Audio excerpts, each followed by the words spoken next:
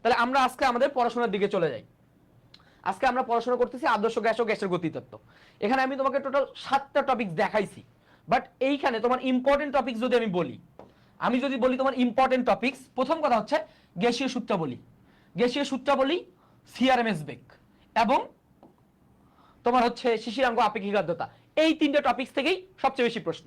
এখন তাহলে বাকি টপিকসগুলো আমি কেন বললাম তোমারে, বাকি টপিকসগুলো কি পড়বো না? জাস্ট এই জায়গা থেকে আমরা ক্লাসে কম সময়ের মধ্যে জাস্ট আইডিয়া নিব প্রশ্ন আসলে কোন টাইপের প্রশ্ন আসতে পারে। বুঝছো ভাই? প্রশ্ন আসলে কোন টাইপের প্রশ্ন আসতে পারে। সো আমরা কন্টিনিউ করি। দেখো প্রথম কথা হচ্ছে আমরা পড়বো, তো তোমরা চ্যালেঞ্জটা নিয়ে নাও ইনশাআল্লাহ। হ্যাঁ, ওকে, এই নাম্বারে অথবা বায়োলজি কিলার্স ওয়েবসাইট সার্চ দিলেই চলে আসবে। হ্যাঁ, ওকে। এরপর আসো আদর্শ গ্যাস এবং বাস্তব গ্যাস। প্রথম কথা হচ্ছে ভাই, আমরা যে আদর্শ মানুষ বলি, আদর্শ মানুষ তার একটা গুণাবলী থাকতে হবে। তা আদর্শ মানুষের গুণাবলী কি বলতো? তার ভিতরে মনুষ্যত্ববোধ থাকতে হবে, তাই না? তো ভাইয়া আমাদের আদর্শ গ্যাস, একটা গ্যাস তখনই আদর্শ গ্যাস হবে, আদর্শ গ্যাসের 2টা বৈশিষ্ট্য থাকতে হবে। কয়টা বৈশিষ্ট্য রে? 2টা বৈশিষ্ট্য। আদর্শ গ্যাসের বৈশিষ্ট্য থাকতে হবে তোমার 2টা। কয়টা? 2টা বৈশিষ্ট্য থাকতে হবে। তার প্রথম যে বৈশিষ্ট্যটা থাকতে হবে, তার অবশ্যই কণার আকার কি হবে বলতো? কণার আকার তোমার নগণ্য হইতে হবে, তাই না? কণার আকার নগণ্য হইতে হবে পাত্রের তুলনায়। এবং 2 নম্বরে আন্তঃআণবিক, কণাগুলোর মধ্যে আন্তঃআণবিক আকর্ষণহীন হইতে হবে। বুঝছো? আন্তঃআণবিক আকর্ষণহীন হইতে হবে। এই 2টা বৈশিষ্ট্য থাকতে হবে, তাহলে তাদেরকে বলবো কি আমরা আদর্শ গ্যাস। কিন্তু ভাইয়া দেখা যায় এই 2টা বৈশিষ্ট্য সবার থাকে না, এই 2টা বৈশিষ্ট্য থাকে না। আমি জোর করে এই 2টা বৈশিষ্ট্য অ্যাচিভ করাবো, এই জন্য আমাকে 2টা শর্ত প্রয়োগ করতে হবে। কয়টা শর্ত? 2টা শর্ত। কি কি শর্ত?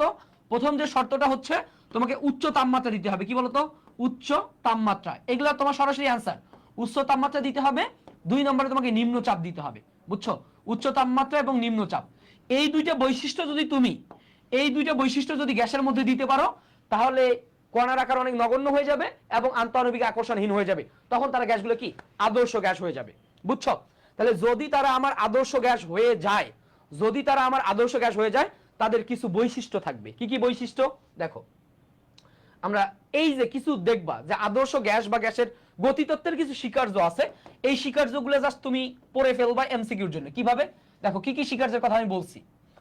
প্রথম স্বীকার্যের কথা বলছি যে গ্যাসের গঠন গোলাকার স্থিতিস্থাপক কণা দ্বারা গঠিত। তার মানে মনে রাখবা গ্যাসের কণাগুলো কি বলতো? স্থিতিস্থাপক, গোলাকার স্থিতিস্থাপক কণা দ্বারা গঠিত এবং তাদের আকার এবং আকৃতি একই। গ্যাসের যে কণাগুলা তারা কি স্থিতিস্থাপক গোলক এবং কি বলতো তাদের আকার আকৃতি একই। বুঝছো?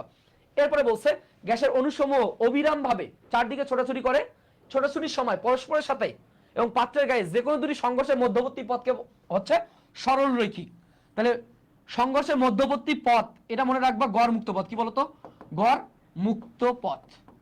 তাহলে আমাকে যদি বলা হয় গড় মুক্ত পথের আকৃতি কেমন, সেটা কি বলতো? সরল রেখা। বুঝছো? গড় মুক্ত পথের আকৃতি হচ্ছে তোমার সরল রেখা। এরপরে আসো আয়তন হচ্ছে গ্যাস কণাসমূহের আয়তন এতই ক্ষুদ্র যে মোট প্রকৃত মানে গ্যাসের নিজস্ব আয়তন পাত্রের আয়তনের তুলনায় নগণ্য। এটা আমরা জানি। এখানে মনে রাখবা এই 2টা বৈশিষ্ট্য মূল ফ্যাক্ট। এখানে 2টা পয়েন্টের কথা বলছি। কি কি পয়েন্ট দেখো তো? গ্যাস কণাসমূহের প্রতি আকর্ষণ বিকর্ষণ নেই। কি বলতো? গ্যাস কণাসমূহের মধ্যে কি আকর্ষণ বিকর্ষণ থাকা যাবে না। যদি সে আদর্শ গ্যাস হইতে চায়, তাদের ভিতরে কি কোনো আকর্ষণ বিকর্ষণ থাকা যাবে না। ক্লিয়ার? এখন দেখো অভিকর্ষ শক্তির প্রভাব, গ্যাস কণাসমূহের গতির উপর অভিকর্ষ শক্তির কোনো প্রভাব নাই। এটা মাথায় রাখবা, অভিকর্ষ শক্তির কোনো প্রভাব নাই। এখানে যে 3-4টে পয়েন্ট আমি গোল করে দিছি না, জাস্ট গ্যাসের গতিতত্ত্বের স্বীকার্য থেকে এই 3-4টা পয়েন্ট জাস্ট পড়ে ফেলবা। 3-4টা পয়েন্ট জাস্ট পড়ে ফেলবা। এখন আসো এই যে আদর্শ গ্যাস পড়তে গেলে আমাদের 2টা জিনিস পড়তে হয়, একটা হচ্ছে এসটিপি আর একটা এসএটিপি। জাস্ট দেখো, একটা হচ্ছে এসটিপি আর একটা কি বলতো? এসএটিপি। এসটিপি কি বলতো? স্ট্যান্ডার্ড টেম্পারেচার এন্ড প্রেসার, যার তাপমাত্রা হচ্ছে 0 ডিগ্রি সেলসিয়াস বা 273 কেলভিন এবং চাপ হচ্ছে 1 অ্যাটমসফিয়ার। কি বলতো? 1 অ্যাটমসফিয়ার বা 1.01 ইন্টু কি 10 টু দি পাওয়ার 5 প্যাসকেল। বুঝছো? এটা জাস্ট মাথায় রাখবা। সবচেয়ে ইম্পর্টেন্ট কথা যে এসটিপি তে 1 মোল গ্যাসের আয়তন কত বলতো? 22.4 লিটার। 22.4 লিটার। এই জায়গা থেকে ইনফরমেটিভ প্রশ্ন আসে, জাস্ট ওই জিনিসগুলো আমি তোমাকে রিকভার করে দিচ্ছি। ঠিক আছে? এরপর আসো এসএটিপি, স্ট্যান্ডার্ড অ্যাম্বিয়েন্ট। মনে রাখবা অ্যাম্বিয়েন্ট টেম্পারেচার এন্ড প্রেসার। এই জায়গায় তাপমাত্রা কত মনে রাখবা 25°C, 25°C বা 298 কেলভিন। এখানেও চাপ কত 1 অ্যাটমসফিয়ার। তার মানে এই দুই জায়গাতে চাপ কত 1 অ্যাটমসফিয়ার। এসটিপি হোক আর এসএটিপি হোক চাপের মান সেম কত 1 অ্যাটমসফিয়ার। ক্লিয়ার? বাট মাথায় রাখবা যে এসএটিপি তে আয়তন হচ্ছে 24.8 লিটার। কি বলতো 24.8 লিটার। এখানে কিছু ইনফরমেটিভ কথাবার্তা বলছি, ইনফরমেটিভ কথাবার্তা জাস্ট তুমি মাথায় রাখবা, ঠিক আছে? জাস্ট মাথায় রাখবা, স্লাইডটা রিভিশন দিবা শুধু, আর কিচ্ছু না। এবার আসো এই জায়গা থেকে আমরা কিছু প্রশ্ন আগে দেখব। যেমন দেখো বলছে আদর্শ গ্যাস ও গ্যাসের গতিতত্ত্বে স্বাভাবিক তাপমাত্রা ও চাপে আর এর মান কত? এখানে একটু মাথায় রাখবা যে আর এর মান, এটাকে মোলার গ্যাস ধ্রুবক বলি, তাই না? এসআই তে কথা বললো তো, এসআই, সিজিএস এবং লিটার অ্যাটমসফিয়ার। কি বলতো লিটার অ্যাটমসফিয়ার। এই তিনটা এককে আর এর মানটা মাথায় রাখবা, মনে রাখবা এসআই তে 8.314 জুল পার মোল পার কেলভিন। সিজিএস এই মানটাও কি বলতো 8.314 ইনটু 10⁷ আর্গ পার মোল পার কেলভিন, বুঝছো? এবং লিটার অ্যাটমসফিয়ারে 0.0821 লিটার অ্যাটমসফিয়ার পার মোল পার কেলভিন, বুঝছো? লিটার অ্যাটমসফিয়ার পার মোল পার কেলভিন। সো এইখানে সতর্কতার জায়গাটা হচ্ছে সিজিএস এ যখন আসবা তুমি 10⁷ আর্গ পার মোল পার কেলভিন। ক্লিয়ার? এই কয়েকটা মান মনে রাখবা। তাহলে বলো তোমার অ্যানসার কোনটা আসতেছে? দেখো সবগুলোর মানে কিন্তু সেম, তাহলে ঝামেলাটা কোথায় ভাই? এককে। তাহলে কি আসে বলো তো? এখানে জুল পার কেলভিন পার মোল। ইয়েস, তাহলে এটা ঠিক আছে, বুঝছো? এটা ঠিক আছে। পরেরটাতে ভুল কোথায় বলো? এখানে কি আছে? পার কেলভিন নাই, তার মানে এটা ভূত। পার মোল নাই, এটা বাদ। এখানে পার জুল আছে, এটা বাদ, বুঝছো? সো এই টাইপের অপশনগুলো কেন ভুল কোনটা ভুল এটা মাথায় রাখবা। ক্লিয়ার? কেন ভুল কোনটা ভুল ভালোভাবে মাথায় রাখবা। হ্যাঁ, একের এক। ইয়েস, সবাই একটু কমেন্ট করবা। হ্যাঁ, সবাই একটু কমেন্ট করবা। তাহলে তোমরা আর এর বিভিন্ন মান, বিভিন্ন এককে আর এর মানটা মাথায় রাখবা। এসআই তে সিজিএস এ 10⁷ আর্গ আসবে, ঠিক আছে? ওকে, এরপরে আসো। যেমন দেখো কোনটি চাপের একক, বুঝছো? বাংলাদেশ এগ্রিকালচারে আসছে। দেখো থিওরিটিভ প্রশ্ন আসতে পারে, সেই জিনিসগুলো আমরা প্রথমে কভার করে ফেলবো, এরপরে ম্যাথমেটিক্যাল টপিকসে আমরা যাব। তাহলে বলো চাপের একক কি বলতো? অবশ্যই চাপের একক কি বলতো? প্যাসকেল, বুঝছো? চাপের একক কি বলতো? প্যাসকেল। ক্লিয়ার? চাপের একক কি বলো? প্যাসকেল। কত আসে বলো? চাপের একক কি রে বলো? চাপের একক প্যাসকেল। হ্যাঁ, চাপের একক প্যাসকেল। ওকে, এরপরে আসো। প্যাসকেল বা এটাকে আমি কি বলতে পারি বলতো? নিউটন পার মিটার স্কয়ার, তাই না? Newton per metre square. Clear? Pascal বা newton per metre square. Okay, এরপরে আসো। দেখো তো পরম শূন্য তাপমাত্রা কি বলছে? পরম শূন্য তাপমাত্রা এটা সিবাসুতে আসছে, তাই না? পরম শূন্য তাপমাত্রা কত বলো? পরম শূন্য তাপমাত্রা কত? পরম শূন্য তাপমাত্রা মাথায় রাখবা। পরম শূন্য তাপমাত্রা হচ্ছে আমার ওকে, কি বলতো? ওকে বা -273°C, বুঝছো? বা 32°F। ক্লিয়ার? এই তিনটা মান মাথায় রাখবা, এই তিনটা মান। ক্লিয়ার? 32°F। তাহলে কত আসে বলো? -273°C। ক্লিয়ার? -273°C। সো দেখো ভাই, এগ্রিতে এই ইনফরমেটিভ প্রশ্নগুলো আসলে তুমি কি পারতে হবে, তোমাকে ইনফরমেটিভ প্রশ্নগুলো আসলে কি পারতে হবে। ওকে, এরপরে আসো। এরপরে এই ম্যাথটা দেখবা তোমরা, এই কোশ্চেনটা সলভ করবা, বলো।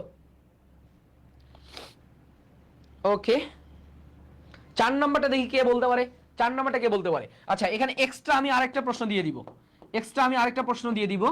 তোমরা বলবা যে পিভি ভাগ আরটি কি নির্দেশ করে? আমি এক্সট্রা আরেকটা প্রশ্ন দিব। দেখো এই টাইপের প্রশ্নগুলো তোমার জন্য ইম্পর্টেন্ট, যে পিভি কি নির্দেশ করে। দেখি এই তিনটার অ্যান্সার দাও তো।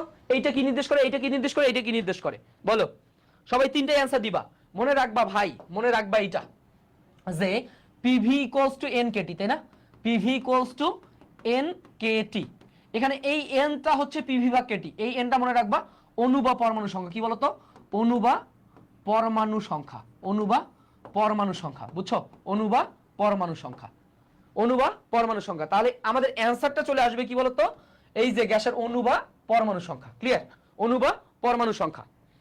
কিন্তু আমি যদি তোমাকে বলি পিভি ইকুয়ালস টু এখানে আমি যদি বলি যে পিভি ইকুয়ালস টু কি বলতো এন আর টি, এখানে এনটা কি বলতো, এখানে এনটা হচ্ছে তোমার মোল সংখ্যা, কি বলতো মোল সংখ্যা, বুঝছো, এনটা হচ্ছে তোমার মোল সংখ্যা। তাহলে একই প্রশ্ন বাট প্যাটার্নটা ধরবা, বুঝছো।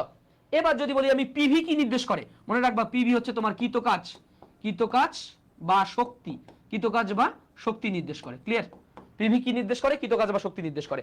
সো এই টাইপের দেখো আমরা যখন একটা প্রশ্ন করতেছি, একটা প্রশ্ন রিলেটেড তিনটা প্রশ্ন আমাদের হয়ে গেছে, যে কোনো একটা পরীক্ষা আসতে পারে, যে কোনো একটা তোমার পরীক্ষায় আসতে পারে, ক্লিয়ার, মাথায় থাকবে ইনশাআল্লাহ, বলো ইনশাআল্লাহ, বলো ওকে, হ্যাঁ ইনশাআল্লাহ ওকে। এরপরে আসো এবার এইটা দেখো, একটু প্রশ্ন আমরা ভেরিয়েশন আনছি আমরা আজকে, দেখো কি বলছে, নিচের কোন শর্ত সাপেক্ষে বাস্তব গ্যাস আদর্শ গ্যাসের মতো আচরণ করে, তাই না? তাহলে ভাই আমরা জানি শর্তটা হচ্ছে উচ্চ তাপমাত্রা এবং নিম্নচাপ, তাই না? উচ্চ তাপমাত্রা এবং নিম্নচাপ যদি আমি দিতে পারি তাহলে কি বাস্তব গ্যাস আদর্শ আচরণ করবে। অপশনে কি আছে? নাই, অপশনে নাই। কিন্তু দেখো তো ভাই, যদি আমি বলি উচ্চ চাপ না, সকল তাপমাত্রা চাপ না, গ্যাসের তাপমাত্রা ঘনীভবন না, ঘনীভবন মানে কি কাছাকাছি নিয়ে আসা, তাপমাত্রা কমানো না, কিন্তু কম ঘনত্বে যখন গ্যাসের কণাগুলো তুলনামূলক দূরত্বে থাকে, হ্যাঁ তখনই তারা কি হয় আদর্শ আচরণ করে, বুঝতে পারছো? তার মানে তুমি যেটা সরাসরি লাইন পড়ছো সেটা একটু ভাষাগত দিক থেকেও তোমার প্রশ্নে আসতে পারে, ক্লিয়ার। এটা ভালোভাবে মাথায় রাখবা, খুব ভালোভাবে মাথায় রাখবা, ক্লিয়ার, খুব ভালোভাবে মাথায় রাখবা। ইয়েস, পাসের ডি, ঠিক আছে। সো এই টাইপের জিনিসগুলো একটু যদি অ্যানালিটিক্যাল প্রশ্ন করে যেখানে মাথা খাটাইতে হবে, সেই জিনিসগুলো একটু সতর্ক থাকবা, হ্যাঁ ওকে। এবার আমরা আমাদের মেইন পড়াশোনায় চলে যাব, সেটা হচ্ছে আমাদের গ্যাসীয় সূত্রাবলী। কি বলতো? গ্যাসীয় সূত্রাবলীর ক্ষেত্রে আমরা প্রথম কি বলছি, বয়েলের সূত্র। কি বলতো? বয়েলের সূত্রটা কি বলতো ভাইয়া, মনে রাখবা বয়েলের সূত্রে কি বলতো, যে সূত্রে কি আমাদের বলতো তাপমাত্রা স্থির, কি বলতো তাপমাত্রা স্থির, তাই না? তাপমাত্রা স্থির থাকে। এই সূত্রটা কি, এই বয়েল প্রক্রিয়াটা কি বলতো ধীরে ধীরে পরিবর্তন, তাই না? চিনবো কিভাবে? ধীরে ধীরে পরিবর্তন ঘটে, হ্যাঁ ধীরে ধীরে পরিবর্তন ঘটে। এবং এইটা হচ্ছে কি বলতো আমাদের সমষ্ণ প্রক্রিয়া। কি বলতো? সমষ্ণ প্রক্রিয়া, বুঝছো? সমষ্ণ প্রক্রিয়া, বুঝছো? তাহলে এই হচ্ছে বয়েল সূত্রের মেইন কথাবার্তা।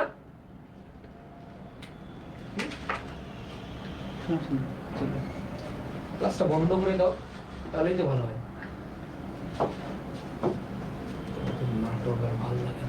ওকে, তাহলে দেখো, তাহলে বয়েল সূত্রে কি তাপমাত্রা স্থির থাকে, ধীরে ধীরে পরিবর্তন ঘটে, এটা কি একটা সমষ্ণ প্রক্রিয়া। এই প্রক্রিয়ায় মনে রাখবা, এই প্রক্রিয়ায় অভ্যন্তরীণ শক্তি স্থির থাকে। কি বলতো? অভ্যন্তরীণ শক্তি স্থির থাকে, হ্যাঁ অভ্যন্তরীণ শক্তি স্থির থাকে, বুঝছো? স্থির থাকে। এইটা হচ্ছে আমাদের বেসিক কথাবার্তা। বাট এই জায়গা থেকে আমরা যদি একটু দেখি যে সমষ্ণ প্রক্রিয়া যেহেতু তাপমাত্রা স্থির থাকে, তাহলে কি হয় বলতো P সমানুপাতিক 1/v, তাই না? তাহলে এখানে আমরা বলতে পারি PV ইকুয়ালস টু ধ্রুব, তাই না? PV ইকুয়ালস টু ধ্রুব। তাহলে এখান থেকে বলা যায় কি বলতো P1 V1 equals to P2 V2, clear? P1 V1 equals to P2 V2। তাহলে এটা হচ্ছে আমাদের বয়েলের কথাবার্তা। বাট এই জায়গা থেকে আমাদের পরীক্ষায় কি আসে জানো? আমাদের পরীক্ষা আসে গ্রাফ আসে। আমাদের পরীক্ষা কি আসে? এই জায়গা থেকে আমাদের গ্রাফ আসে। আমি তোমাদের কয়েকটা গ্রাফ দিব, তোমরা একটা অ্যানসার করবা। P আর V এর গ্রাফ, PV আর, আচ্ছা এখানে আমি দিলাম P আর 1/v এর গ্রাফ, আরেকটা গ্রাফ দিব PV আর P এর গ্রাফ। বলো এই তিনটা গ্রাফ একটু বয়েল সূত্র থেকে এই তিনটা গ্রাফ সবাই একটু অ্যানসার করো তো ভাই। বয়েল সূত্র থেকে এই তিনটা গ্রাফ একটু অ্যানসার করো। এই তিনটা গ্রাফ একটু অ্যানসার করবা। বয়েল সূত্র থেকে এই তিনটা গ্রাফ একটু অ্যানসার করবা। দেখো প্রথম যে গ্রাফটা বলো, P আর V এর সম্পর্ক কি বলতো? ব্যস্তানুপাতিক। কি বলো? ব্যস্তানুপাতিক সম্পর্কের গ্রাফ আয়তাকার অধিবৃত্ত। কি বলতো? আয়তাকার অধিবৃত্ত, বুঝছো? এটা হচ্ছে আয়তাকার অধিবৃত্ত, বুঝছো? আয়তাকার অধিবৃত্ত। তাহলে P আর V এর গ্রাফ কি? আয়তাকার অধিবৃত্ত। বাট যদি বলি P আর 1/v পুরো মানের সাথে কি বলতো সমানুপাতিক সমকের সূত্র হচ্ছে মূল বিন্দুগামী সরলরেখা। কি বলতো? মূল বিন্দুগামী, হ্যাঁ মূল বিন্দুগামী সরলরেখা, বুঝছো? মূল বিন্দুগামী সরলরেখা। এরপরে পিভি আর পি মনে রাখবা, পিভি আর পি কি বলতো, এটা হচ্ছে সমান্তরাল থাকবে। মনে রাখবা কি বলতো, এটা হচ্ছে এক্স অক্ষের সমান্তরাল। হ্যাঁ, এক্স অক্ষের সমান্তরাল, এক্স অক্ষের সমান্তরাল, এক্স অক্ষের সমান্তরাল। ক্লিয়ার? সো বয়েল সূত্র থেকে এই কয়েকটা ইনফরমেশন খুব ভালোভাবে মাথায় রাখবা ভাই। এবং বয়েল সূত্রে আরেকটা জায়গা আছে, সুন্দর জায়গা। বয়েল সূত্রের ক্ষেত্রে মাথায় রাখবা, যেহেতু অভ্যন্তরীণ শক্তি আমার সেম থাকে, বুঝছো? ওকে, অভ্যন্তরীণ শক্তি যদি সেম থাকে তার মানে মনে রাখবা প্রদত্ত তাপ ইকুয়াল টু কৃত কাজ, প্রদত্ত তাপ ইকুয়াল টু কৃত কাজ, বুঝছো? সো বয়েল সূত্র থেকে এই কয়েকটা ইনফরমেশন মাথায় থাকবে ইনশাআল্লাহ। বলো, বয়েল সূত্র থেকে এই কয়েকটা ইনফরমেশন মাথায় থাকবে? হ্যাঁ, এই যে হুমায়রা খুব সুন্দর করে বলছে, আয়তাকার অধিবৃত্ত মূলবিন্দুগামী সরলরেখা এক্স অক্ষের সমান্তরাল। ক্লিয়ার? ওকে, এরপরে আসো, এরপরে হচ্ছে আমাদের চার্লসের সূত্র এবং চাপীয় সূত্র। এই দুটো সূত্র জাস্ট একটু দেখো, চার্লসের সূত্র এবং চাপীয় সূত্র। মনে রাখবা ভাই, চার্লসের সূত্রের ক্ষেত্রে,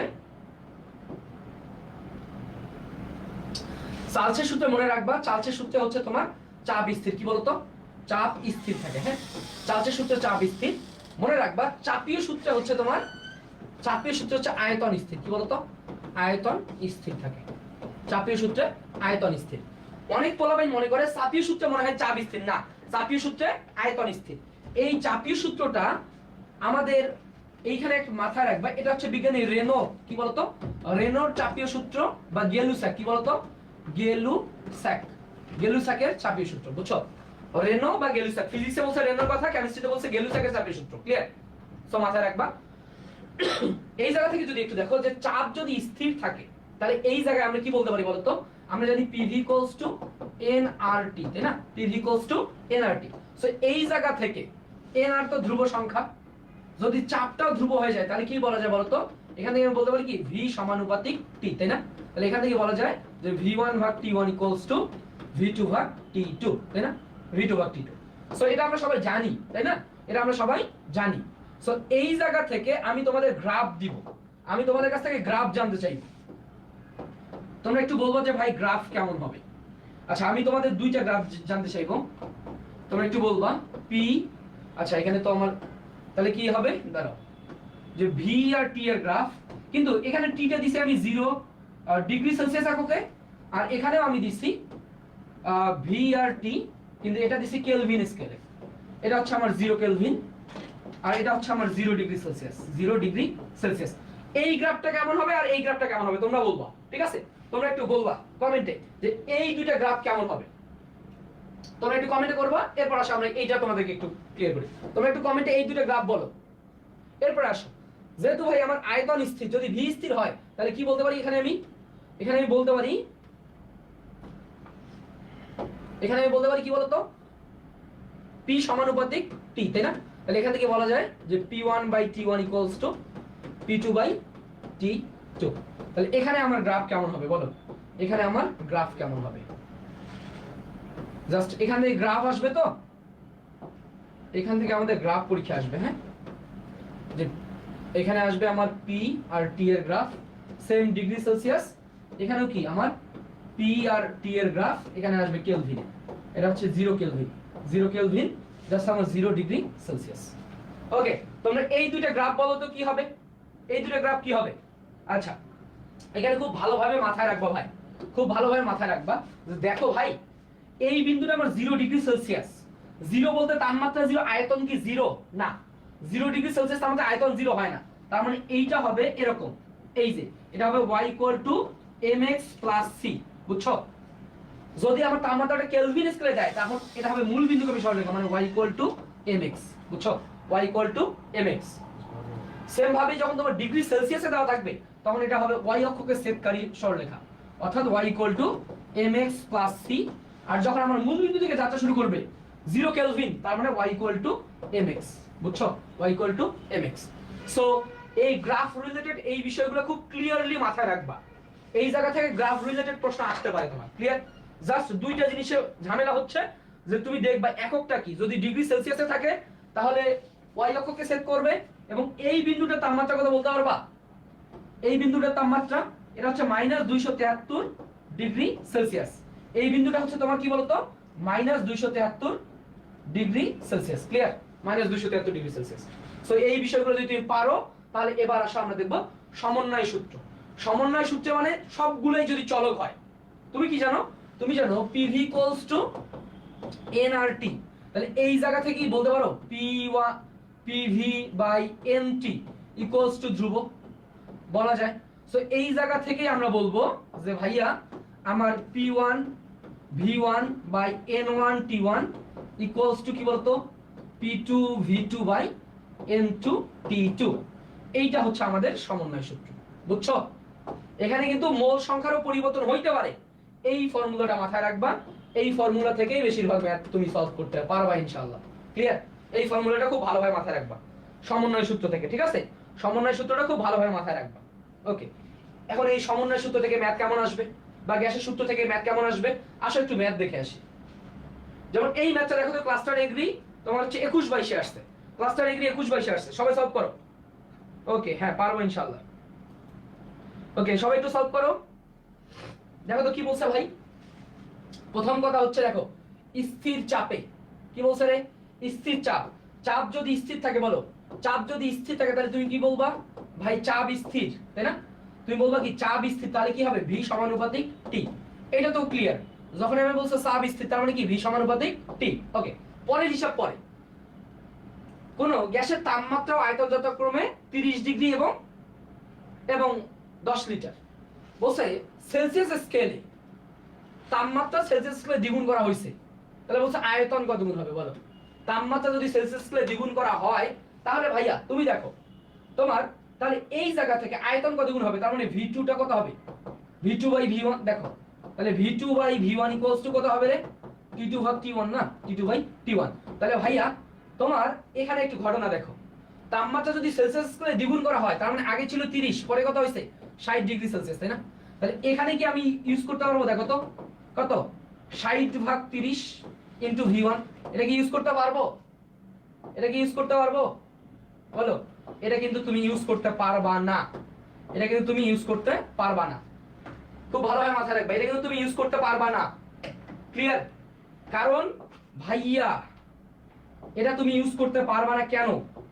কারণ তাপমাত্রা অবশ্যই কেলভিন স্কেলে নিব। অবশ্যই কি নিব? কেলভিন স্কেলে নিব। স্কেলে তাপমাত্রা কি হবে? অবশ্যই কেলভিন স্কেলে নিতে হবে। তার মানে 60 হইছে, এইটা অবশ্যই কত?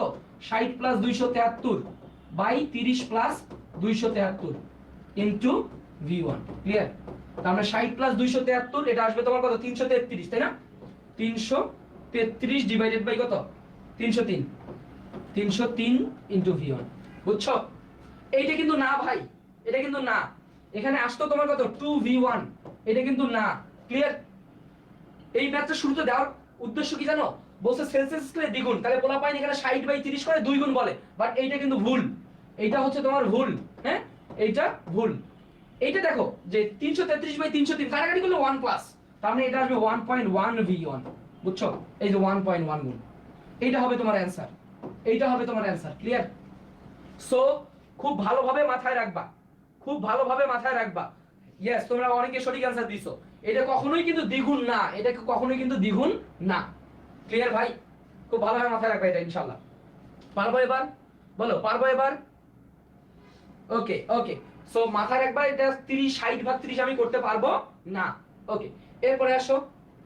এবার এইটা দেখো তো কি বলছে, একই তাপমাত্রায়। কি বলছে? একই তাপমাত্রায়, তার মানে তাপমাত্রা একই। প্রথম কথা দেখো, একই তাপমাত্রা মানে কি? P সমানুপাতিক 1/V। P সমানুপাতিক 1/V। ক্লিয়ার? একই তাপমাত্রা যখনই বলছে আমি বলে নিব কি P সমানুপাতিক 1/V। এখন বলছে নির্দিষ্ট ভরে গ্যাসের আয়তন 5% 10% কমাইতে, আয়তন 10% কমাইতে চাপ শতকরা কত বাড়াইতে হবে। তাহলে এবার চিন্তা করো, তাহলে এই জায়গা থেকে P2/P1 ইকুয়াল টু কত হবে রে? V2/V1। তাহলে ভাই আয়তন 10% কমাইতে চাচ্ছি, তাই না? তাহলে আমার চাপটা P2 টা কত হবে বলো? P2 টা কত হবে? তাহলে V2/V1 ইনটু কি P1, তাই না? আচ্ছা, এটা সূত্র লাগে না আসলে, তাও আমরা সূত্র দিয়ে আগে চিন্তা করি যে ভাই আমি যদি আয়তন 10% কমাইতে চাই তাহলে কত হবে আলটিমেটলি বলো তো? আচ্ছা,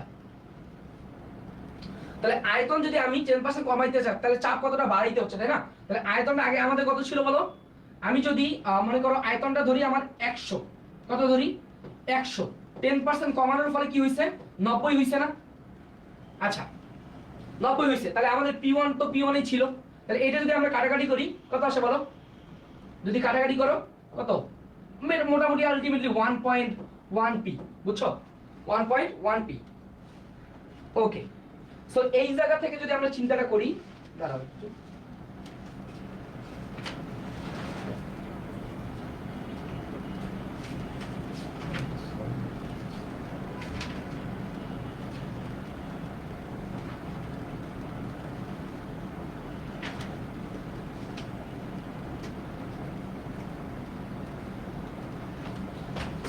সরি এখানে আমাদের একটা ভুল হয়েছে, সেই তো কই, দাঁড়াও।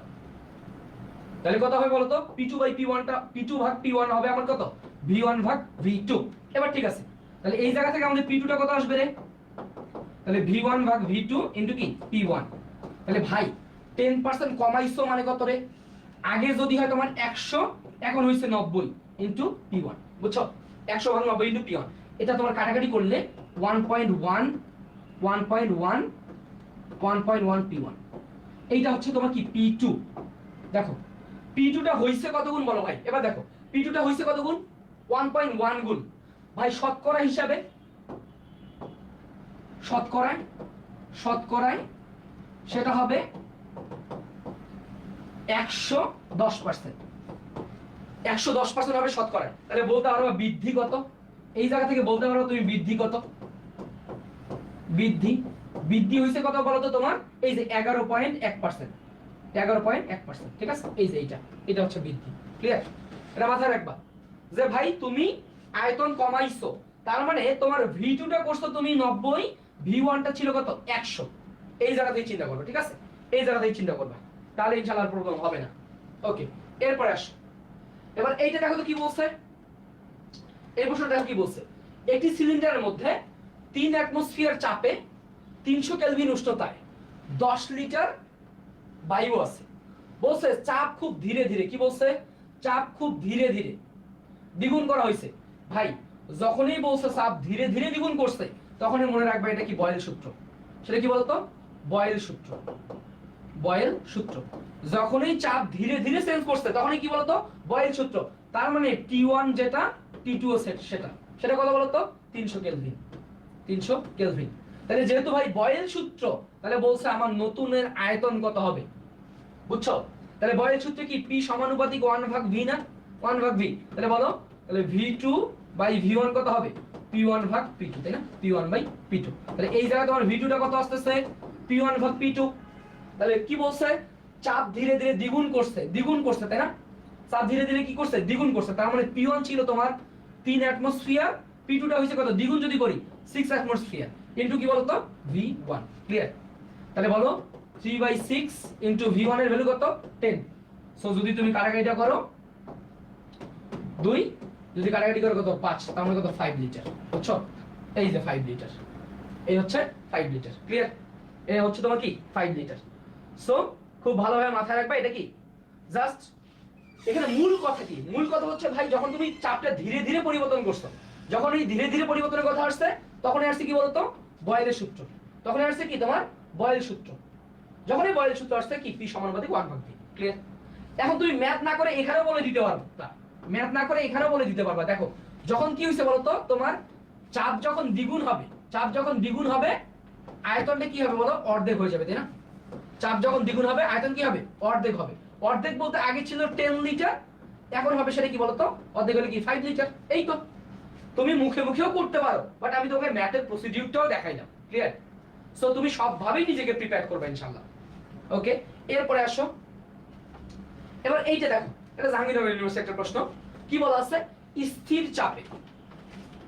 চাপে 27 ডিগ্রি সেলসিয়াস তাপমাত্রা, 27 ডিগ্রি সেলসিয়াস তাপমাত্রায় 200 ঘনমিটার আয়তনের গ্যাসকে 327 ডিগ্রি সেলসিয়াস তাপমাত্রায় উত্তপ্ত করা হলো। গ্যাসটির আয়তন কত? ভাই আমার চাপ স্থির, তার মানে কি V সমানুপাতিক T। তাহলে কি হবে? V2 বাই V1 কত হবে? T2 ভাগ T1 না? T2 by T1। তাহলে এই জায়গা থেকে তোমার V2 টা কত হবে? অবশ্যই কি করবা? কেলভিনে নিবা। তাহলে কত আসে? 327 327 প্লাস কত 273 ডিভাইডেড বাই কত আসে রে 27 প্লাস 273 ইনটু 200 তাই না? এই তো জাস্ট এখানে কি তাপমাত্রাটা কেলভিনে নিয়ে নিবা। ওকে, সো এই জায়গা থেকে তুমি যদি চিন্তা করো কত এখানে ছিল 227, সরি এখানে ছিল কত আমার 327, হ্যাঁ 327। ওকে, সো এটা জাস্ট যোগ বিয়োগ করো 273 200 300 তার মানে কত 600 600 বাই 300 600 বাই 300 ইনটু 200 তাই না? সো এই জায়গা থেকে তুমি ইজিলি কি ক্যালকুলেশন করতে পারবে না? যদি কাটাকাটি করো কত 2 তাহলে 2 দুগুণে কত 400 400 ঘনমিটার 400 ঘনমিটার ক্লিয়ার? এই যে 400 ঘনমিটার ক্লিয়ার 400 ঘনমিটার। ওকে ইয়েস ইয়েস ঠিক আছে, সবাই একটু অ্যানসার করবে এগুলা। হ্যাঁ, সো ভাই এগুলা প্রশ্ন আসলে ধামাধামে অ্যানসার করে দিতে হবে, ঠিক আছে? এগুলা প্রশ্নই বারবার আসবে, এই প্রশ্নগুলো সহজ, তুমি পারবা ইনশাআল্লাহ। ওকে, এরপরে আসো, এবার দেখো এই ম্যাথে তোমার জিএসটি তে আসছিল, জিএসটি 2021 আসছিল। প্রশ্নটা কি বলছে একটু দেখো তো, জিএসটি 2021 একটা প্রশ্ন। 10 লিটার আয়তনের বন্ধ পাত্রে 300 কেলভিন তাপমাত্রায় 300 কেলভিন তাপমাত্রায় তোমার কি আছে বলো? 300 কেলভিন তাপমাত্রায় 16 গ্রাম অক্সিজেন যে চাপ প্রদর্শন করে।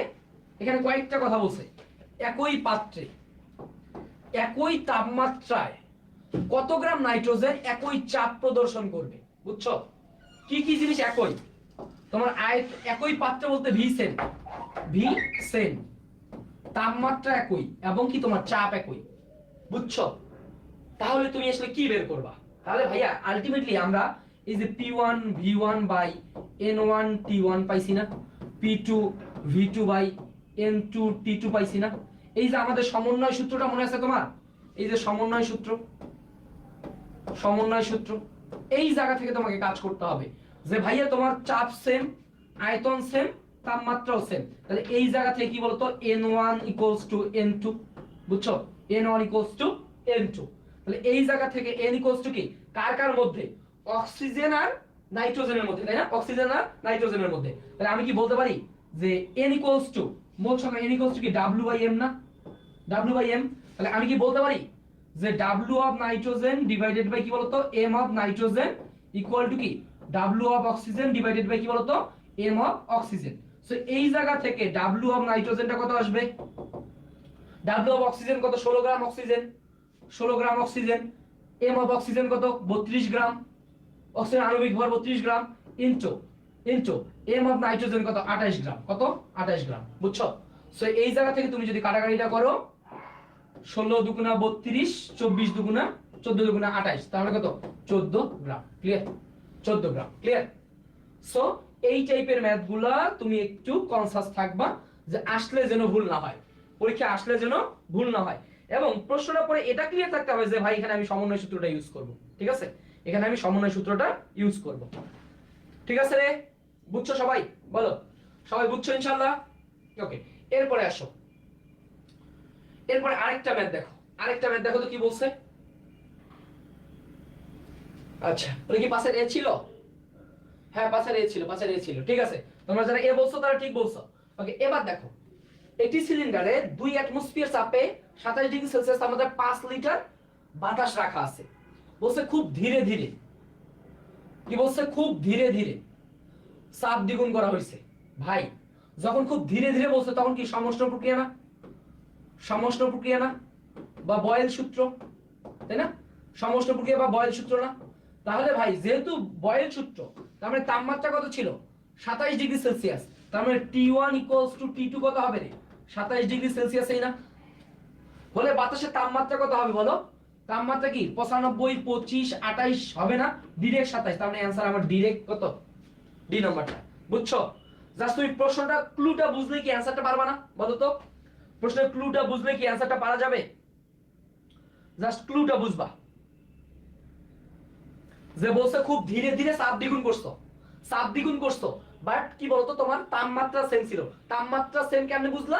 যে ভাই আমার ধীরে ধীরে পরিবর্তন হয়েছে, তার মানে সমষ্ণ প্রক্রিয়া, তার মানে তাপমাত্রাটা আমার 27, ক্লিয়ার? এখন যদি দুইটা 27 থাকতো তাহলে কি তোমাকে আয়তনটা বের করা লাগতো? তাহলে তুমি জানো ভাই এটা বয়েলের সূত্র, তাহলে আমার আয়তনটা কি হইছে? চাপ যদি দ্বিগুণ হয় তাহলে আয়তন কি হবে? চাপ দ্বিগুণ হলে আয়তন কি হবে বলো? আমার আয়তন অর্ধেক হয়ে যাবে না? চাপ দ্বিগুণ হলে আয়তন কি হবে? আমার অর্ধেক হয়ে যাবে, চাপ দ্বিগুণ হইলে তো আয়তনটা অর্ধেক, অর্ধেক কত, আগে ছিল 5 লিটার, এখন হয়েছে কত, তাহলে 5 লিটারটা কত হয়ে যাবে, 2.5 লিটার হয়ে যাবে, তাই না, 2.5 লিটার। ক্লিয়ার? সো এভাবে যদি তুমি কৌশলী হও, তুমি না দেখে কম সময় অ্যানসার করতে পারবা, ঠিক আছে, কম সময় তুমি অ্যানসার করতে পারবা। বুঝছো এটা? বলো, বুঝছো সবাই? ওকে ওকে, এরপরে আসো এবার রোদের গভীরতা। আচ্ছা, রোদের গভীরতার ক্ষেত্রে জাস্ট দুইটা জিনিস মাথায় রাখবা, যে যদি বলে আয়তন n গুণ হইছে, কি হইছে, আয়তন n গুণ হলে, হ্যাঁ n গুণ হলে এইটা হইতে পারে, অথবা মাথায় রাখবা দুইটা জিনিস বলতে পারে, যে ব্যাস বা ব্যাসার্ধ, কি বলতো, ব্যাস বা ব্যাসার্ধ, ব্যাস বা ব্যাসার্ধ n গুণ হলে, হ্যাঁ n গুণ হলে।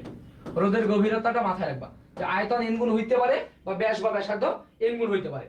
এই ক্ষেত্রে এই দুইটা ক্ষেত্রে মাথায় রাখবা যে গভীরতা h টা হবে কি বলতো, যদি আয়তন n গুণ হয় তাহলে n-1 into p by rho g, কি বলতো, p ভাগ রো জি। আর এখানে মাথায় রাখবা h টা হবে n³ - 1 ইনটু p ভাগ rho g, p by rho জি।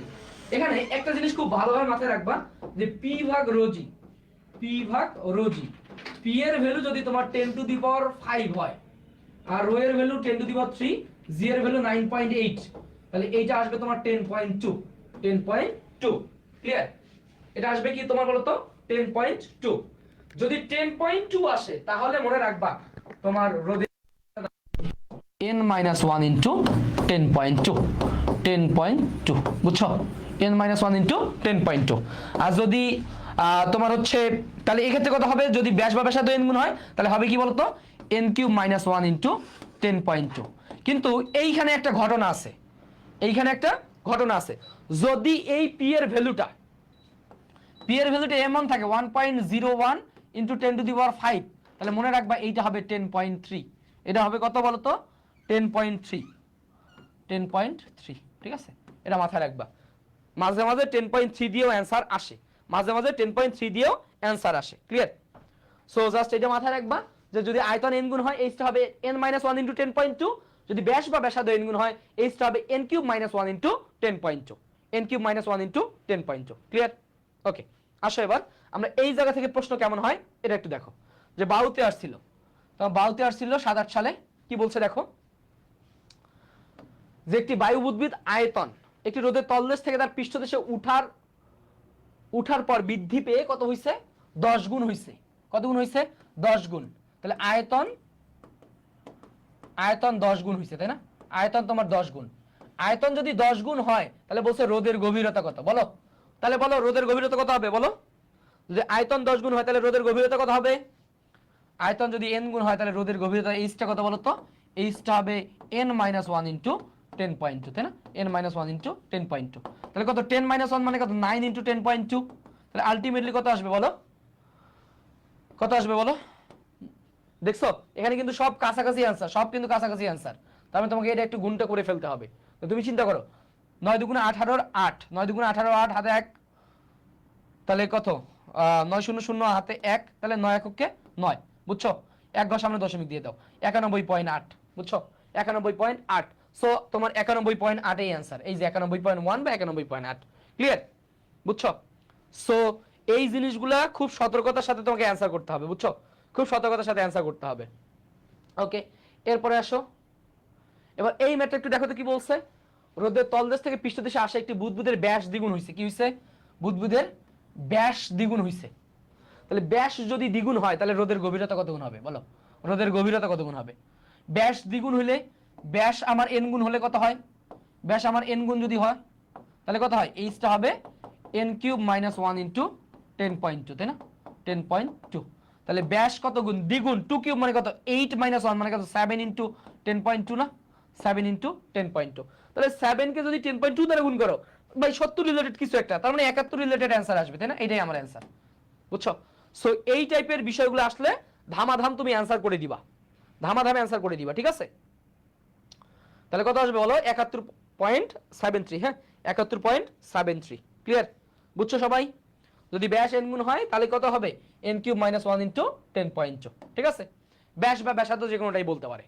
ওকে, এরপরে আসো আমাদের সিআরএমএস বেগ, এইটা হচ্ছে মোস্ট ইম্পর্টেন্ট টপিক, খুব ভালোভাবে মাথায় রাখবা, এটা অনেক বেশি ইম্পর্টেন্ট, এটা অনেক বেশি ইম্পর্টেন্ট। সিআরএমএস বেগ থেকে প্রশ্ন আসবেই, পরীক্ষায় সিআরএমএস বেগ থেকে প্রশ্ন আসবেই।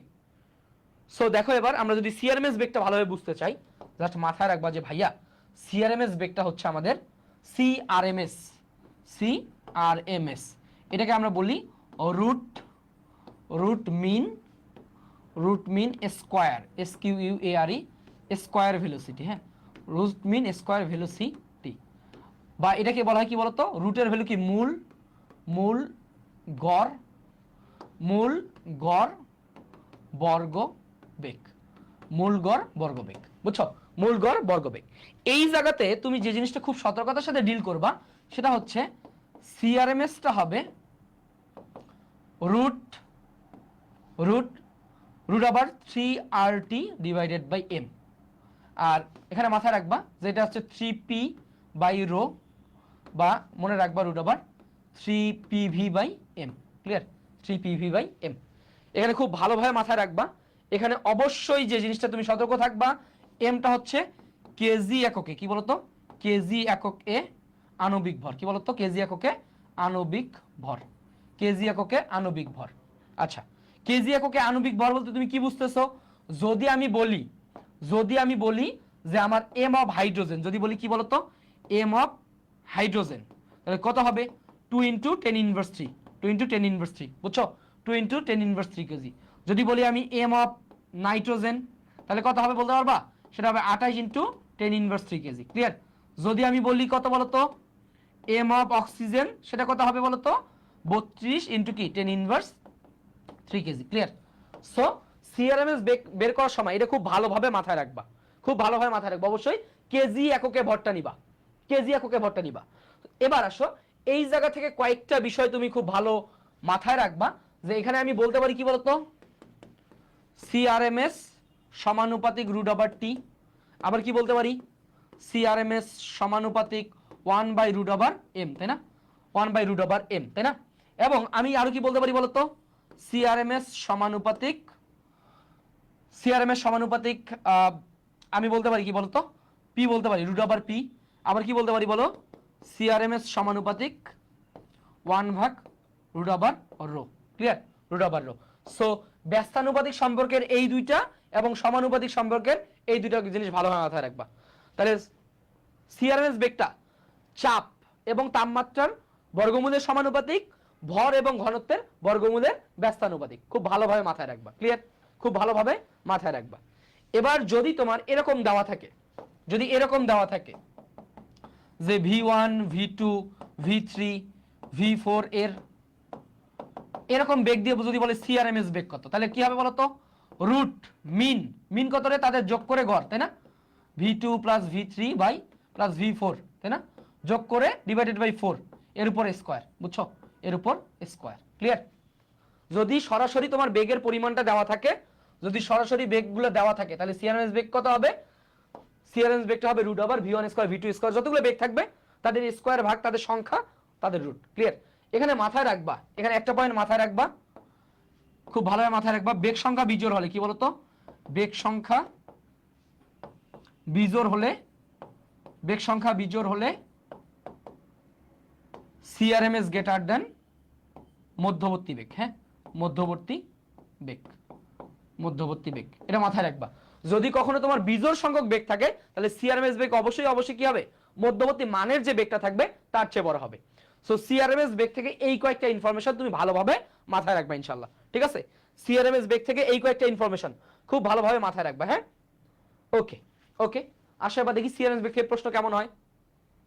দেখো, আমি কম সময় তোমাকে যে জিনিসগুলো লাগবে সেই জিনিসগুলো সামারাইজ করে দিচ্ছি, কিন্তু হ্যাঁ, জাস্ট সামারাইজ করে দিচ্ছি। ওকে, এবার আসো এই জায়গায় দেখো তো, এটা ক্লাস্টার এগ্রিতে তোমার আসছিল 23-24-এ, তাই না? কি বলছে দেখো, গ্যাসের অণুগুলোর মূল গড় বর্গবেগ VRMS। আচ্ছা, এখানে বলছে VRMS হোক, পরম শূন্য তাপমাত্রা কি বলছে, T হলে। তাহলে ভাই আমরা তো ইজিলি জানি যে সিআরএমএস সমানুপাতিক √T, বা সমানুপাতিক √কি P, তাই না? সমানুপাতিক 1 কি √m, তাই না? 1/√m সমানুপাতিক কি 1/√ρ, তাই না? বুঝছো? সো এইখানে আমার ডিরেক্ট অ্যান্সার কত বলতো, সমানুপাতিক √T। ক্লিয়ার? সমানুপাতিক √T। তাহলে এইটা কি বলতো, এটা হচ্ছে আমার তাপমাত্রা, চাপ আণবিক ভর, আণবিক ভর, আর কি বলো, ঘনত্ব। বুঝছো, ঘনত্ব। সো এই কয়েকটা ইনফরমেশন খুব ভালোভাবে মাথায় রাখবা যে কার সাথে কিভাবে সম্পর্কিত, সিআরএমএস বেগটা কি কার সাথে কিভাবে সম্পর্কিত। ওকে, এরপরে আসো, এবার এই ম্যাথটা দেখো তো, খুবই ইম্পর্টেন্ট একটা ম্যাথ। এই ম্যাথটা অনেক বেশি ইম্পর্টেন্ট, এটা ক্লাস্টার এগ্রি 21-22-এ আসছে এবং বিভিন্ন ইউনিভার্সিটিতে অনেকবার আসছে, বিভিন্ন ইউনিভার্সিটিতে অনেকবার আসছে। কি বলছে দেখো, স্থির চাপে, কি বলছে, স্থির চাপে কোন তাপমাত্রায় কোনো গ্যাসের, কোন তাপমাত্রায় কোনো গ্যাসের মূল গড় বর্গবেগ প্রমাণ চাপ ও তাপমাত্রার মূল গড় বর্গবেগের অর্ধেক হবে। তাহলে ভাইয়া দেখো, প্রমাণ তাপমাত্রা কত, 200, মনে করো 0°C তাপমাত্রা যদি সিআরএমএস বেগ যেটা, সিআরএমএস বেগ যেটা টি তাপমাত্রায় সেটা সি প্রাইম সিআরএমএস প্রাইম যদি হয়, তাহলে আমার এই দুটো থেকে বলছে যে কোন তাপমাত্রায় সিআরএমএস প্রাইমটা হবে, কি বলছে, সিআরএমএস প্রাইমটা হবে সিআরএমএস এর অর্ধেক।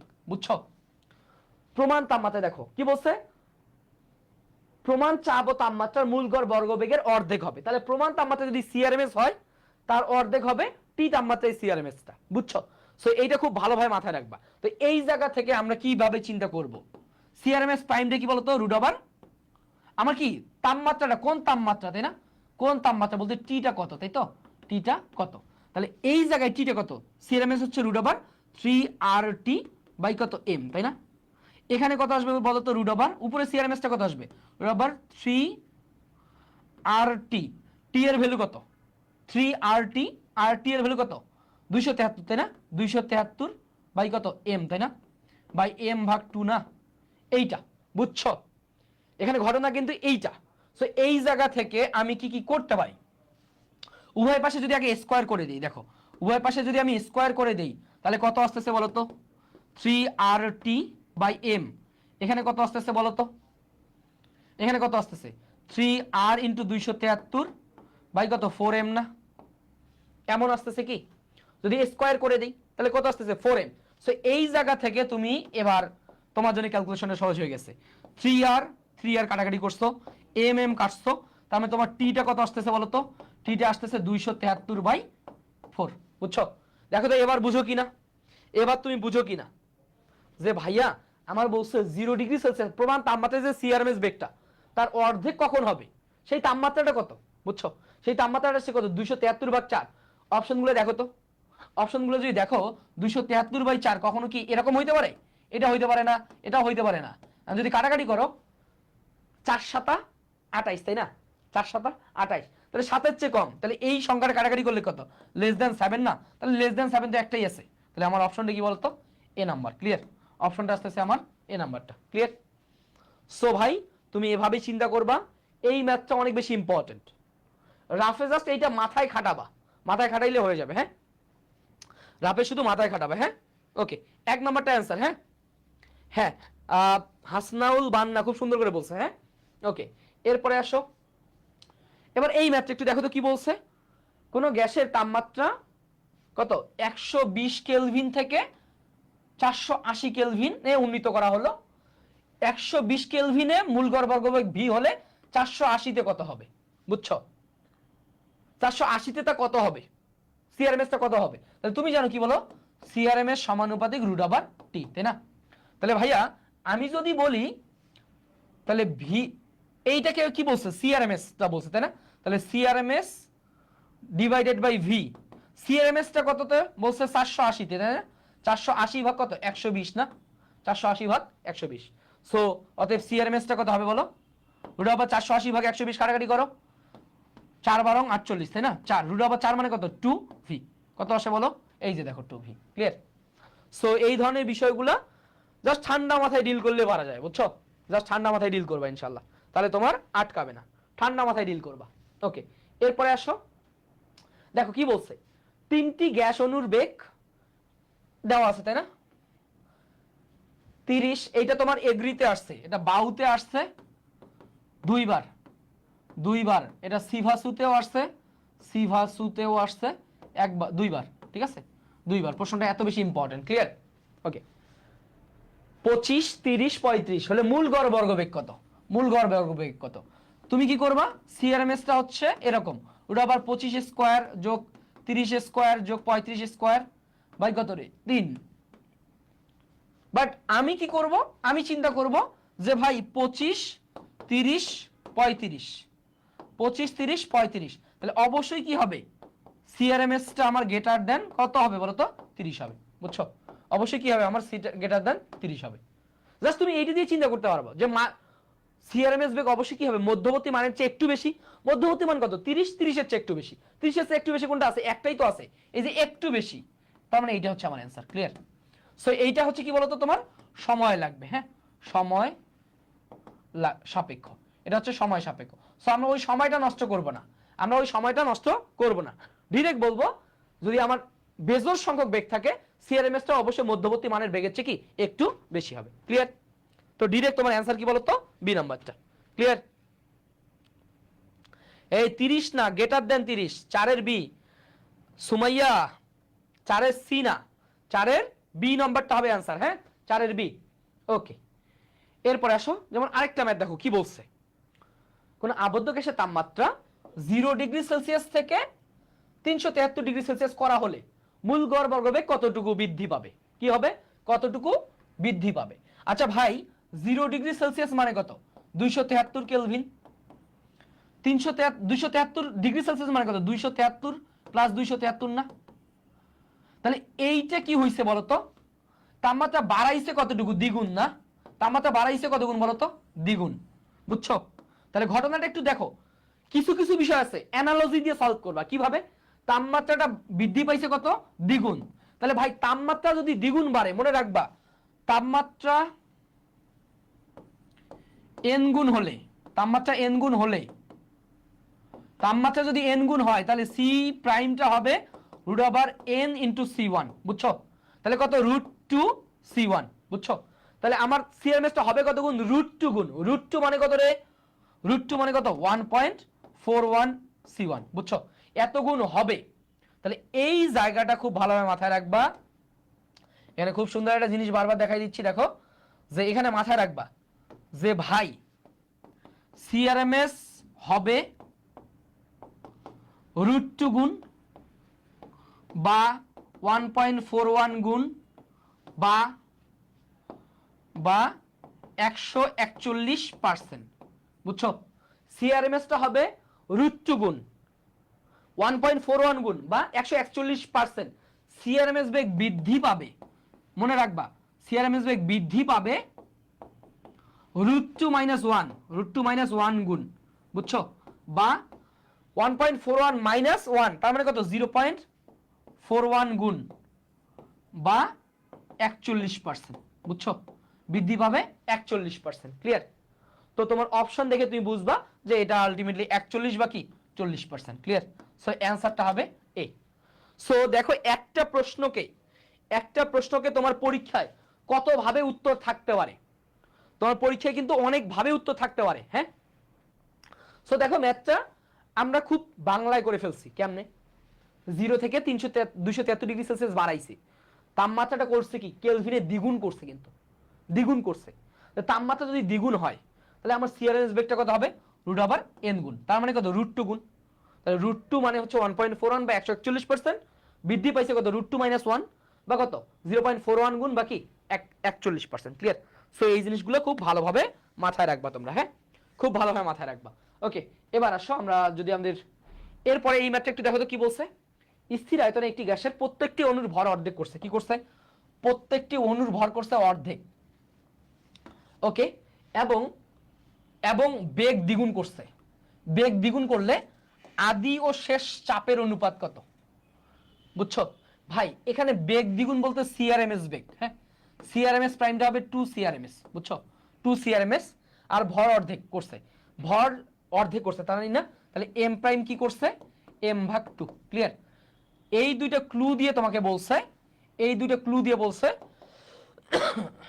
চাপের অনুপাত কত, আদি ও শেষ, তার মানে কি p/p প্রাইম, এটা কত হবে। বুঝছো? এখন চাপের সাথে এর সম্পর্কটা কি বলতো, এটা তোমাদের হোমওয়ার্ক, এটা হচ্ছে তোমরা সলভ করে গ্রুপে দিবা। হ্যাঁ, সলভ করে গ্রুপে দিবা, ঠিক আছে, গ্রুপে দিবে। এটা হচ্ছে সলভ করে গ্রুপে দিবে, নেটওয়ার্ক 5.0 গ্রুপে। হ্যাঁ, নেটওয়ার্ক 5.0 গ্রুপে, ঠিক আছে। 5.0 আমাদের ফ্রি যে গ্রুপটা আছে না, ওই গ্রুপে দিয়ে দিবা, ফ্রি সিক্রেট গ্রুপে দিয়ে দিবা, ঠিক আছে, ফ্রি সিক্রেট গ্রুপে দিয়ে দিবা। প্রশ্নটা আমি ক্লু ধরাই দিছি, এখন তোমার দেখি তুমি কতটা মাথা খাটাইতে পারো, তুমি কতটা মাথা খাটাইতে পারো।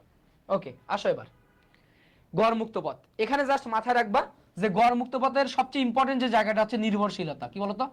নির্ভরশীলতা। গড় মুক্ত পথ কার সাথে কিভাবে নির্ভরশীল, এটা মাথায় রাখবা। গড় মুক্ত পথ কার সাথে কিভাবে নির্ভরশীল, এটা তোমার পরীক্ষা আসে। গড় মুক্ত পথ কার সাথে কিভাবে নির্ভরশীল, এটা পরীক্ষা আসে।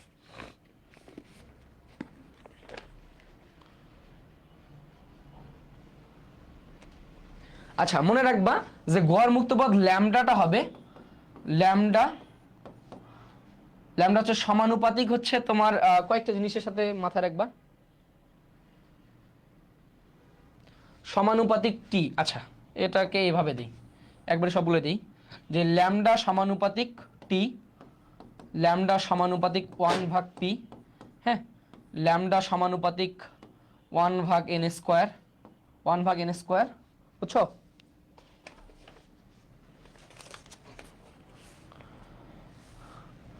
ল্যামডা সমানুপাতিক 1/ρ।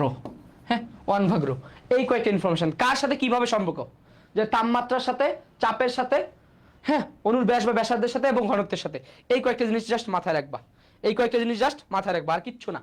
ওকে, এই জায়গা থেকে কি প্রশ্ন আসছে দেখো, বলছে কোনো গ্যাসের ঘনত্ব যদি বৃদ্ধি পায়, কি বলছে? ঘনত্ব বৃদ্ধি পায়, গড় মুক্ত পথ কত হবে? ঘনত্বের সাথে কি হবে বলো? ল্যামডা সমানুপাতিক কি বলতো?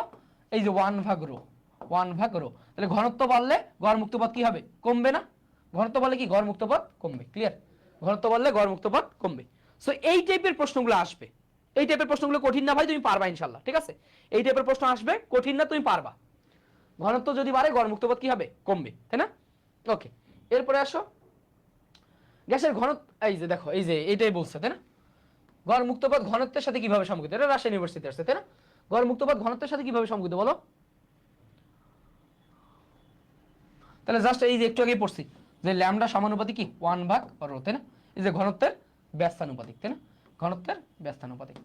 সো এই যে নির্ভরশীলতা বলছি না, এই নির্ভরশীলতা থেকেই প্রশ্ন আসবে। বাট এই জায়গা থেকে যদি ম্যাথ আসে তুমি পারবা না, ওটা তোমাকে স্কিপ করতে হবে, কারণ ক্যালকুলেশন তুমি আটকায় যাবা, ঠিক আছে? ক্যালকুলেশন আটকায় যাবা। ওকে, এরপরে আসো, এরপর স্বাধীনতার মাত্রা এবং গতিশক্তি।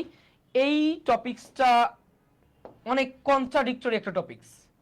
এই কয়েকটা মান আগে মাথায় রাখবা যে ভাই যদি তোমার বলে এক পারমাণবিক গ্যাস গামার মান কত 1.67, দ্বিপারমাণবিক গ্যাসের ক্ষেত্রে গামার মান 1.444 বা 41, বহু পারমাণবিক গ্যাসের ক্ষেত্রে কি বলতো গামার মান 1.33। এখন আসো এক পারমাণবিক গ্যাস কোনগুলা? এক পারমাণবিক গ্যাস কোনগুলা? হিলিয়াম, নিয়ন, আর্গন। দ্বিপারমাণবিক গ্যাস কোনগুলা? হাইড্রোজেন, নাইট্রোজেন, অক্সিজেন, তাই না? ত্রি বা বহু পারমাণবিক gas carbon die oxide, ozone, ammonia, তাই না? এদের ক্ষেত্রে আমরা হচ্ছে গামায়ের মান জানি, তাই না? বাট ভাইয়া আমাদের এখানে যে জিনিসটা লাগে যে এদের ক্ষেত্রে আমাদের এফ এর মানটাও জানতে হবে। এদের ক্ষেত্রে আমাদের স্বাধীনতার মাত্রা এফটা হচ্ছে 3, এফ এর মানটা হচ্ছে 5, আর এক্ষেত্রে স্বাধীনতার মাত্রা এফটা হচ্ছে 6 বা 7, বুঝছো? 6 বা 7, ঠিক আছে? এখন ঘটনাটা হচ্ছে আমরা যখন গ্যাসের গতিশক্তি বের করতে যাব, গ্যাসের গতিশক্তি বের করতে যাব, ইকে, ইকেটা হয় আমাদের 3/2। আচ্ছা, ইকেটা হয় আমাদের f/2 nRT বা f/2 nKT, বুঝছো? f/2 nRT বা f/2 nKT। তাহলে এই জায়গা থেকে আমরা দেখো যদি বলি এক পারমাণবিক, যদি বলি এক পারমাণবিক, আচ্ছা আমি এক পারমাণবিক না লিখে এই জায়গা থেকে আমরা দুইটা ঘটনা দেখব আগে।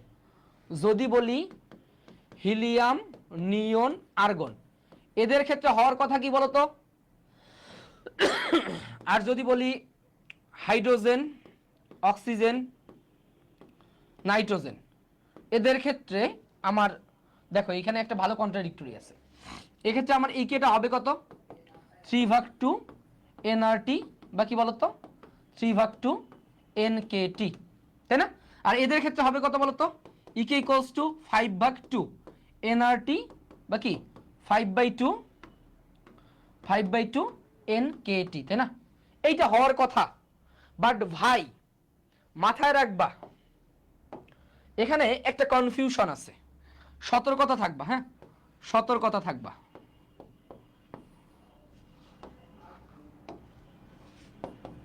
এফ এর মান বা শক্তির সমবিভাজন নীতি, কি বলতো? শক্তির সমবিভাজন নীতি না বললে 3/2 নিয়েই করব, 3/2 নিয়েই করতে হবে, ঠিক আছে? করতে হবে, বুঝছো? কারণ তুমি দেখবা যে তোমার বেশিরভাগ বইতে নাইট্রোজেন গ্যাসের কথা বলা আছে, দেখবা বেশিরভাগ বইতে নাইট্রোজেন গ্যাসের কথা বলা আছে, হওয়ার কথা কি 5/2 NRT, বাট কোর্সে 3/2 NRT দিয়ে, বুঝছো? কারণ কেন এইটা হয় ভাই, যখন আমি শুধু রৈখিক গতি চিন্তা করা হয়, তখন এই 3/2টাই আসে। বাট আমাদের পরীক্ষার প্রশ্নতে এত কিছু ক্লিয়ার করে বলে না, বুঝছো? এই কারণে তুমি দেখবা যে তুমি ট্রাই করবা 3/2 দিয়েই করার, যদি না মেলে তখন আসবা 5/2 তে, ক্লিয়ার? না মিললে 5/2 তে আসতে হবে, ক্লিয়ার? ওকে, এই জায়গা থেকে আমরা কয়েকটা জিনিস দেখবো, সো জাস্ট এই পার্টটা একটু মাথায় রাখবা, ঠিক আছে? যদি তুমি এফ এর মান ডিরেক্ট দেওয়া থাকে বা বলা থাকে শক্তি সমবিভাজন নীতি, তখন তুমি আলটিমেটলি 5/2 নিয়ে করবা, না বললে তুমি 3/2 নিয়েই করবা, ঠিক আছে? সো এই জিনিসটা একটু কেয়ারফুল থাকবা। হ্যাঁ, এই যে কার্বন ডাই অক্সাইডের ক্ষেত্রে 6 বা 7 দিছি, বুঝছো? ওকে, এই কয়েকটা জিনিস খুব ভালোভাবে মাথায় রাখবে ইনশাল্লাহ। ওকে, এরপরে আসো, যেমন দেখো এই জায়গায় বলছে নিয়ন গ্যাসের ক্ষেত্রে, নিয়নের ক্ষেত্রে গামা এর মান কত? তাহলে এটা নিয়ন বলুক, হিলিয়াম বলুক, আর আর্গন বলুক বা জেনন বলুক, তাই না? এদের ক্ষেত্রে কি হবে বলো? গামা এর মান 1.67, তাই না? 1.67 সহজ প্রশ্ন আসছে। হ্যাঁ, ওকে, এরপরে দেখো কি বলছে, 27 ডিগ্রি সেলসিয়াস তাপমাত্রায় হিলিয়াম গ্যাসের অণুর গতিশক্তি কত? দেখো 27 ডিগ্রি সেলসিয়াস তাপমাত্রায় হিলিয়াম গ্যাস, তাহলে হিলিয়াম কত রে? 1 পারমাণবিক, তাই না? 1 পারমাণবিক। এখন বলছে দেখো তো অণুর গতিশক্তি, কি বলছে? অণুর গতিশক্তি, তাহলে কত হবে? অণুর গতিশক্তি যদি বলে ইকেটা কত হবে? 3/2 NKT, বুঝছো? 3/2 NKT। তাহলে বলো এখানে আমরা কিভাবে চিন্তা করব? মনে রাখবা 3/2 n এর ভ্যালুটা হচ্ছে কোন অনুসংখ্যা বলছে না, একটা ধরে নিব। k এর ভ্যালু কত? 1.38 ইনটু কত? 10 ইনভার্স 23 ইনটু 27 ডিগ্রি সেলসিয়াস 23, তাই না? 23 ইনটু 27 ডিগ্রি সেলসিয়াস বলতে কত বুঝছি? 300 কেলভিন, তাই না? 300 কেলভিন। তো এখন এই ম্যাথটা আলটিমেটলি কাটাকাটিটা তোমার জন্য প্যারা হয়ে যাবে, বাট তুমি এটা জাস্ট ডিরেক্ট মাথায় রাখবা, এটা 18-19 এর ম্যাথ, এটা আসবে এরকম 0.62। হ্যাঁ, এটা মানে ডিরেক্ট চলে আসে 0.62 ইনটু কি 10⁻⁻20। হ্যাঁ, 10⁻⁻20। ওকে, এটা এক নম্বরটাই আসবে। হ্যাঁ, ওকে, এরপরে আসো, যেমন এই ম্যাথটা একটু দেখো তো, বলছে একক আয়তনে তাহলে কোন আবদ্ধ গ্যাসের পাত্রে যে চাপ দেয় তার গতিশক্তির কত গুণ? এটা প্রথম দিকে পড়াইছি তোমাকে, কিভাবে দেখো। তাহলে ভাইয়া তুমি জানো পিভি ইকে ইকুয়ালস টু কত রে? ইকে ইকুয়ালস টু কত? 3/2 NRT, তাই না? বা 3/2 কত? পিভি, তাই না? পিভি। তাহলে ভাইয়া এই জায়গা থেকে তুমি বলো তো পিটা কত আসবে? 2/3 EK বাই ভি না? এই জায়গাটা দেখো তো, দেখা যায় এই যে এইটা আর এইটা মিলে, কি লেখা যায়? P ইকুয়ালস টু কত? 2/3 EK বাই ভি না? তাহলে বলছে একক আয়তনে, তার মানে এইটা যদি হচ্ছে একক হয়, এক একক হয়, তাহলে কি আসে বলতো? একক আয়তনে চাপ একক আয়তনে গতিশক্তির 2/3 না? এটা কি বলতো? 2/3। কত আসে? 2/3। সো এই টাইপের প্রশ্নগুলো এই জায়গা থেকে প্রচুর আসতেছে, বুঝছো? এই টাইপের প্রশ্নগুলো প্রচুর আসতেছে, এগুলো খুব ভালোভাবে মাথায় রাখবা যে চাপটা হচ্ছে একক আয়তনে গতিশক্তির 2/3, মানে 3/2 ভাগ, 2/3। ক্লিয়ার? 3/2 ওকে, এরপরে আসো, এবার এইটা দেখো, এই যে দেখো ভাই, কোন গ্যাসের অণু স্বাধীনতার মাত্রা 6 দেওয়া আছে, স্বাধীনতার মাত্রা 6 দেওয়া আছে হইলে শক্তির সমবিভাজন নীতি অনুসারে প্রতি অণুর গড় গতিশক্তি কত? তাহলে ই কেটা কত হবে? 3 বাই স্বাধীনতার মাত্রা বলতে কি F/2 n kT না, n kT। তাহলে F এর ভ্যালু কত? 6/2। n এর ভ্যালু কত? প্রতি অণু, তার মানে কত? 1 kT, বুঝছো? তার মানে কত? 3 kT। ক্লিয়ার? 3 kT। সো এইটা আসলে তুমি কি ডিরেক্ট অ্যান্সার করবা, এটা আসলে ডিরেক্ট অ্যান্সার করে দিবা। তাহলে তুমি ক্লিয়ার যে কখন তুমি এফ ইউজ করবা, কখন এফ ইউজ করবা আর কখন এফ ইউজ করবা না। এখানে কিন্তু বলছে স্বাধীনতার মাত্রা দেওয়া আছে এবং কি শক্তির সমবিভাজন নীতি, এই শব্দটা বলা থাকবে। হ্যাঁ, ওকে ওকে। এরপরে আসো, এবার আসো আমাদের লাস্ট টপিক, শিশিরাঙ্ক। শিশিরাঙ্ক এবং আপেক্ষিক আর্দ্রতা, এইটা এগ্রির জন্য অনেক বেশি ইম্পর্টেন্ট, এইটা এগ্রির জন্য অনেক বেশি ইম্পর্টেন্ট। ঠিক আছে, এগ্রির জন্য অনেক বেশি ইম্পর্টেন্ট শিশিরাঙ্ক এবং আপেক্ষিক আর্দ্রতা। মনে রাখবা ভাই, শিশিরাঙ্ক হচ্ছে এমন একটা তাপমাত্রা, তাই না? শিশিরাঙ্ক কি বলতো? শিশিরাঙ্ক হচ্ছে যে তাপমাত্রায় শিশির জমতে শুরু করে, তাই না? শিশির জমতে শুরু করে, হ্যাঁ, শিশির জমতে শুরু করে, যে তাপমাত্রায় শিশির জমতে শুরু করে, ঠিক আছে, বা শিশির জমতে শুরু করে তাকে, সেটাকেই বলি কি আমরা বলতো? শিশিরাঙ্ক। তাহলে শিশিরাঙ্ক কি একটা তাপমাত্রা, তাই না? শিশিরাঙ্ক কি বলতো? একটা তাপমাত্রা, বুঝছো? শিশিরাঙ্ক একটা তাপমাত্রা। এই তাপমাত্রাটা আমরা কিভাবে বের করি? এই তাপমাত্রাটা হচ্ছে theta equals to θ1 minus g into θ1 minus θ2, বুঝছো? θ1 মাইনাস θ2। এখানে মাথায় রাখবা যে ভাইয়া এই θ1টা হচ্ছে তোমার শুষ্ক বাল্বের তাপমাত্রা, কি বলতো? শুষ্ক বাল্বের তাপমাত্রা, বা মনে রাখবা বায়ুর তাপমাত্রা, কি বলতো? বায়ুর তাপমাত্রা। শুষ্ক বাল্বের তাপমাত্রা বা বায়ুর তাপমাত্রা।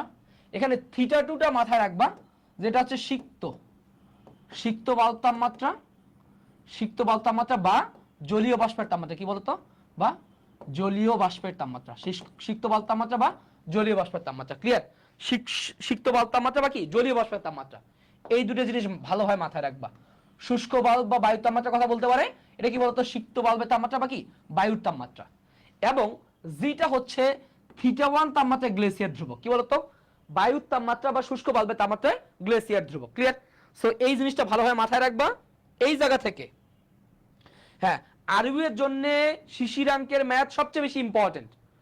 রাজশাহী ইউনিভার্সিটি শিশিরাঙ্কের ম্যাথ মোটামুটি সব জায়গাতেই বেশি আসে, তবে এগ্রিতে বেশি আসার পসিবিলিটি অনেক বেশি, এবং চট্টগ্রাম ইউনিভার্সিটিতেও শিশিরাঙ্কের ম্যাথ আসবে। ঠিক আছে, ওকে। এই জায়গা থেকে এই যে দেখো θ1 মাইনাস θ2, এইটা হচ্ছে এইটা θ1 মাইনাস θ2 হচ্ছে থার্মোমিটারের দুটি পার্টের পার্থক্য। এই যে দেখো দুটি পার্টের পার্থক্য, বুঝছো? তাহলে এই জায়গা থেকে আসো একটু ক্লিয়ার করে নেই যে থিটাটা হচ্ছে আমার শিশিরাঙ্ক, θ1 মাইনাস জি ইন্টু θ1 মাইনাস θ2। θ1টা হচ্ছে আমার শুষ্ক বাল্বের তাপমাত্রা বা কি বলতো বায়ুর তাপমাত্রা, θ2 হচ্ছে আমার সিক্ত বাল্ব বা জলীয় বাষ্পের তাপমাত্রা, বুঝছো? আর জি হচ্ছে গ্লেসিয়ার ধ্রুবক, যেটা কি শুষ্ক বাল্বের তাপমাত্রা গ্লেসিয়ার কনস্ট্যান্ট। এখন এই θ1 মাইনাস θ2 এইটা আমাদের জন্য অনেক বেশি ইম্পর্টেন্ট, এইটা আমাদের জন্য অনেক বেশি ইম্পর্টেন্ট। ঠিক আছে, এইটা আমাদের জন্য অনেক বেশি ইম্পর্টেন্ট। কি বলছে দেখো, যে এই θ1 মাইনাস θ2 যদি কম হয়, কি হয়? যদি কম হয়, দেখো এখানে আমি এইটা এইভাবে দেই, দেখো যদি কম হয় θ1 মানে এই θ1 মাইনাস θ2 পার্থক্যটা কম, তাহলে আবহাওয়া কি হবে? আর্দ্র আবহাওয়া। কি বলতো? আর্দ্র আবহাওয়া। আবহাওয়া একটু ভেজা থাকবে। যদি খুব বেশি হয়, খুব বেশি হলে আবহাওয়া কি শুষ্ক, আবহাওয়া কি হবে? শুষ্ক হবে। যদি ধীরে ধীরে কমতে থাকে, ধীরে ধীরে কমলে বৃষ্টির সম্ভাবনা, যদি হঠাৎ কমে ঝড়, বুঝছো? তাহলে দেখো পাটের পার্থক্য কম হইছে আর্দ্র আবহাওয়া, পার্থক্য বেশি শুষ্ক আবহাওয়া, ধীরে ধীরে কমলে বৃষ্টি, হঠাৎ কমলে ঝড়। মাথায়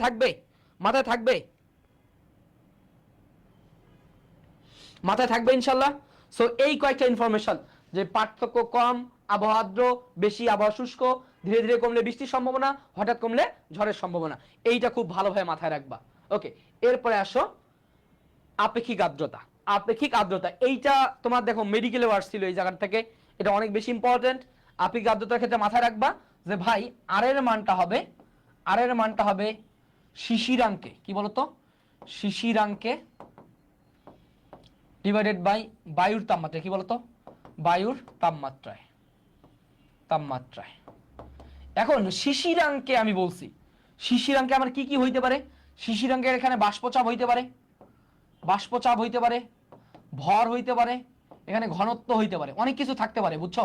এখানেও সেম, বাষ্পচাপ থাকতে পারে, বাষ্পচাপ থাকতে পারে, ভর থাকতে পারে, ঘনত্ব থাকতে পারে, ঘনত্ব থাকতে পারে। এইটার 100%টাই হচ্ছে আমার কি বলতো আপেক্ষিক আর্দ্রতা, বুঝছো? আপেক্ষিক আর্দ্রতা এটা 100%।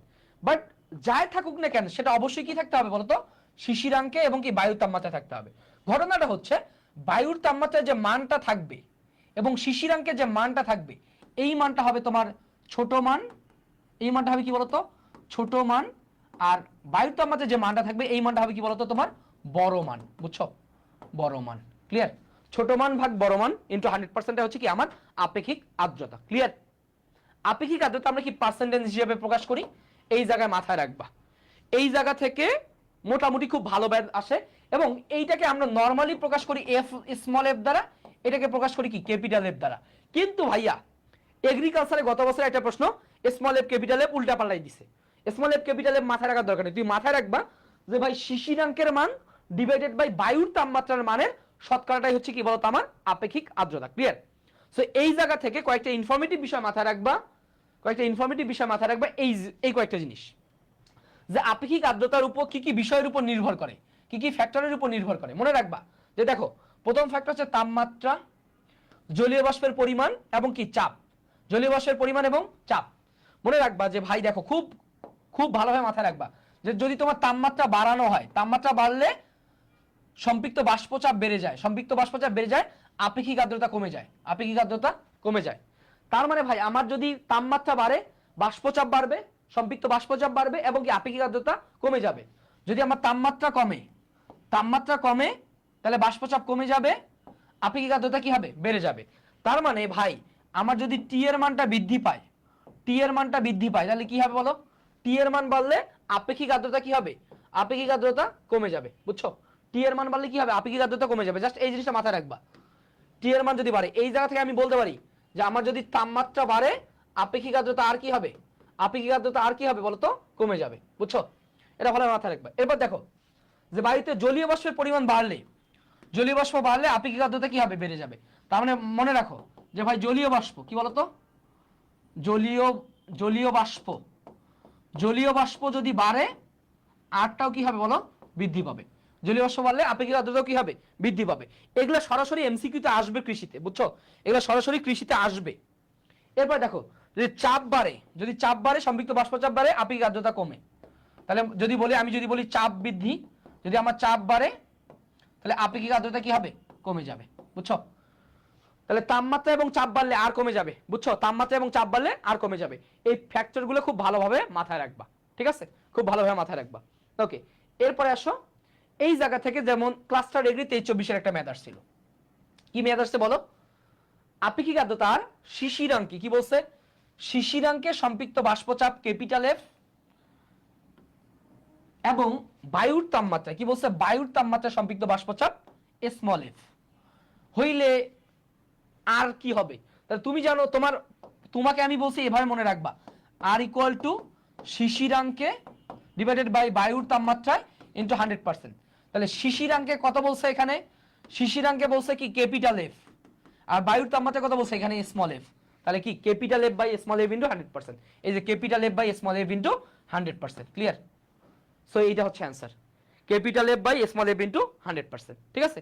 Capital F by small F into 100%। Okay okay, এরপরে আসো এই যেমন দেখছে যে আপেক্ষিক আর্দ্রতা বেড়ে গেলে, আপেক্ষিক আর্দ্রতা বেড়ে গেলে তোমার কি হবে? যে আপেক্ষিক আর্দ্রতা বাড়তেছে মানে পানিতে জলীয় বাষ্প বেশি আছে, তাহলে আমার কি হবে? বাষ্পায়নের হার কি বেড়ে যাবে? না, ঘাম কমে যাবে। আচ্ছা ঘাম আসলে ওটা তোমার উপর ডিপেন্ডেন্ট, বৃষ্টির পরিমাণ কমে যাবে নাকি বাষ্পায়নের হার কমে যাবে? আপেক্ষিক আর্দ্রতা বেড়ে গেলে বাষ্পায়নের হারটা কমে যায়, বুঝছো? বাষ্পায়নের হার কমে যায়, ঘাম ধীরে শুকায়, হ্যাঁ ঘাম ধীরে শুকায়, বুঝছো? ঘাম ধীরে শুকায়, অস্বস্তি লাগে, কি হয়? অস্বস্তি লাগে, হ্যাঁ অস্বস্তি, অস্বস্তি বোধ হয়, অস্বস্তি বোধ হয়, ঠিক আছে? অস্বস্তি বোধ হয়। এই কয়েকটা জিনিস মাথায় রাখবা যে আপেক্ষিক আর্দ্রতা বেড়ে গেলে ঘাম ধীরে শুকায়, বাষ্পায়নের হার কমে যায় এবং অস্বস্তি বোধ হয়। ঠিক আছে, এগুলো তোমার লাগবে। এরপর বলছে দেখো একটা প্রশ্ন বলছে, কি বলছে, কোন স্থানে একটি নির্দিষ্ট সময় বায়ুর তাপমাত্রায়, কি দেখো, বায়ুর তাপমাত্রায় সম্পৃক্ত জলীয় বাষ্পের মান কত, 16 মিলিমিটার পারদ। আচ্ছা, 16 মিলিমিটার পারদ। এবার বলছে শিশিরাঙ্কে কত, শিশিরাঙ্কে সম্পৃক্ত বাষ্পচাপ হচ্ছে 12। এটা কত বলতো, 12। শিশিরাঙ্কে কত আসতেছে, 12। তাহলে বলছে আপেক্ষিক আর্দ্রতা কত, কি বলছে আপেক্ষিক আর্দ্রতা কত। তাহলে আমি আর বলছি কি বলতো, ছোট বাই বড়, তাই না, ছোট মান বাই বড় মান, ছোট মান বাই বড় মান ইন্টু কি 100%। তাহলে বলো ছোট মানটা কত, 12, বড় মানটা কত রে 16। তাহলে 12/16 ইন্টু 100%, বুঝছো, 12/16 ইন্টু 100%। সো এই জিনিসগুলো তুমি ভালোভাবে পারবা ইনশাল্লাহ। ঠিক আছে, তো যদি আমরা কাটাকাটি করি কত আসে বলো, যে 4 দ্বারা কাটাকাটি কত, 3 এ 4 12, 4 16, 3/4 কত 0.75, তাই না, 3/4 0.75 ইন্টু 100%। তাহলে এখানে কত আসবে বলো, 75%। কত আসবে রে, 75%, 75%। এই যে হচ্ছে 75%। ক্লিয়ার, এই হচ্ছে তোমার 75%। সো এই জিনিসগুলো ভালোভাবে মাথায় রাখবে ইনশাল্লাহ। হ্যাঁ, 75%। ওকে, এরপরে আসো।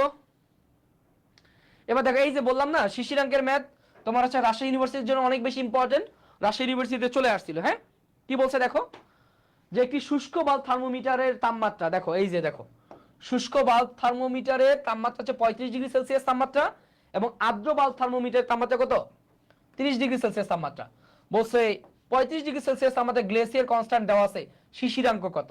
তাহলে শিশিরাঙ্কটা কত হবে, থিটা ইকুয়ালস টু কত, θ1 মাইনাস জি ইন্টু θ1 মাইনাস θ2, বুঝছো। তাহলে θ1 টা কত 35 মাইনাস জি এর ভ্যালু কত 35 এ জি, জি এর ভ্যালু কত 1.6, 1.6, θ1 মাইনাস θ2, 35 মাইনাস 30 কত আসে রে 5, তাই না।